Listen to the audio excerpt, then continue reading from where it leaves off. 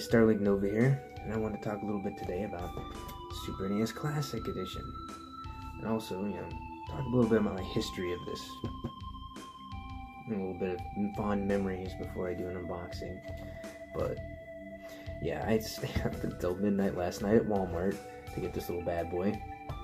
Kind of props to my brother Brett for texting me, and also he was also there. Texted me and gave me information whether it was worth it or not to drive all the way out there. Definitely was. But anyways, let's talk about some highlights on here. You got Super Mario Kart, which is a great party game, by the way. Still holds up pretty well today. I had a lot of fond memories of this one growing up playing with my brothers, especially at some memories. You could call them fond, but my oldest brother used to do a thing where we'd be racing together, and he'd get so upset, right? Like if you were winning, he would get so upset that sometimes he'd just punch you in the arm to mess you up so he could get in first place. Sometimes me and my my other brother would actually just pretend, we'd get in first place and we'd slow down deliberately on purpose, not letting him know that, so he could get ahead and be in front and try to help him out. We were trying to do cooperative. We couldn't play competitively because he'd get really upset about that, and he'd just try to crush the controller and try to hit us in the head, hit us in the arm. But no, as bad as that sounds, that was actually, very fond memories that I'm happy about. I like to share that with you guys, but it's a great party game. Still holds up pretty well today. Anyways, we got Super Mario RPG, Legend of the Seven Stars. Really good RPG. Don't be turned off by Mario, the cutesy Mario graphics. It's really a really good gem of the game. And also, it's a precursor to the Paper Mario games. Also, A Legend of Zelda, A Link to the Past. While it may not be my favorite top-down Zelda, that honor goes to Link's Awakening on the Game Boy. It's still a really good game. Super Metroid. Oh man, Super Metroid. A lot of fond memories with this game. One of the few games that I actually try to speedrun. I'm not the top speedrunner. There's no way in hell I'd be able to break any of those records. Crazy. But it's one of the few games I actually speedrun. I think I do fairly well. But, yeah, it's not the first Metroid game I played. Metroid 2 was the first one I played on the Game Boy years prior. But I'd like to think that this one was the one that put it on the map. I mean, this is what really made Metroid great, the Metroid franchise. But it's a great one. Another one, Mega Man X. Oh, God. Speaking of Super Metroid and Mega Man X, these were games back in the day when rental stores were a thing. Renting games was a thing, believe it or not. I used to alternate between these two all the time. I just alternate between renting Super Metroid, and I beat that, then I'd go back and rent Mega Man X, and I beat that, and then I'd go back again, and it's like back and forth until I finally bought them, or, got them for my birthday or something. But yeah, God, really good games. Mega Man X. I wish they had the whole rest of Mega Man X2 and 3 on here too, especially since X3 is so goddamn expensive now, but whatever. Donkey Kong Country. Whoa, yeah. Another example, they should have put 2, which is my favorite one, by the way. Donkey Kong Country's great, but 2 is my favorite. I wish they would at least put 2 on there, but that's alright. It's what the hacking scene is for. Now, so you can get a retro buy and do the same thing. But anyways, Super Castlevania 4. I'm not the biggest classic Castlevania fan, but I will say that Super Castlevania 4 is one of the best ones to jump into if you've never played some of the classics, because they are harder generally than the, say, the Metroidvania-style Castlevanias.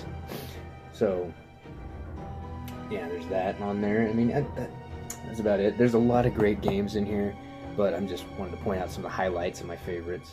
And I'll give it worth a shot. I mean, basically every game on this list is great, and it's worth your time. Guys, let's actually get to the meat and potatoes of this whole thing, unboxing.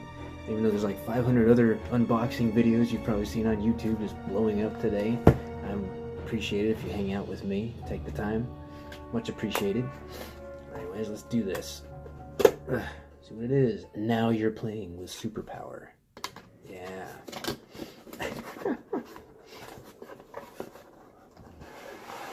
Let's see here. We got the pamphlets here. Gives you a description on all the games, and I think it's the poster as well. Now let's pull that out and see it, because, you know, what's an unboxing if I don't show you everything? Even though you may have already seen it. For sure, yeah, that's the poster. Pretty cool. Pretty cool throwback. Let's see if I can get that all on screen, yeah. Sweet. It has the directions on the back, but you don't need that. If you've hooked up 500 other consoles in the past, this is easy. It's a piece of cake. Alright.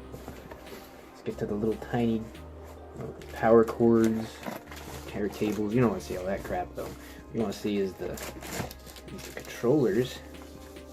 I'm curious about these too. I want to hope that they're up to snuff from the traditional SNES controllers.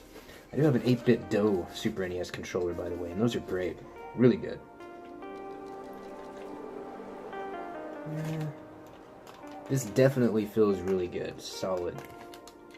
Feels better than my old SNES controller that I still have, where the buttons are worn out. Yeah, this feels really nice. I like this one. Good controllers. And it came with 2! Yeah. Because that's important. Something they should have done with the NES Classic. Alright. Let's get to the little guy himself. God, this thing's a small in person. Smaller in person than you see on videos and pictures. Oh god, it's so cute. Look at that. Tiny little bad boy. And these little slots open up here somehow. Oh yeah, okay. Just kind of pulls out a little tray there so you can plug your actual controllers in. But I like that. It's a nice little touch. So you can camouflage it there, not show it up. Make it look nice and pristine like a Super NES miniature. Maybe just collecting it to show off somewhere. But anyways, that's really cool stuff. And the buttons, the power and reset buttons do like the originals do. Yeah, cool. Anyways, that's pretty neat.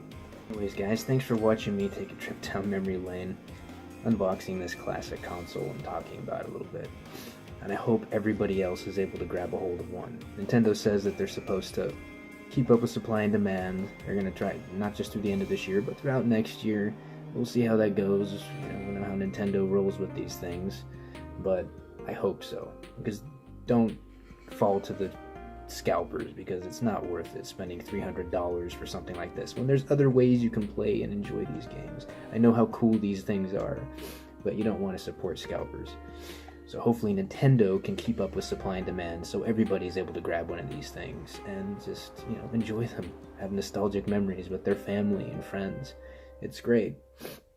But anyways, guys, I'm gonna go off and, speaking of memories, I'm gonna go and play some of these games. So you guys take care. I'll see you next time.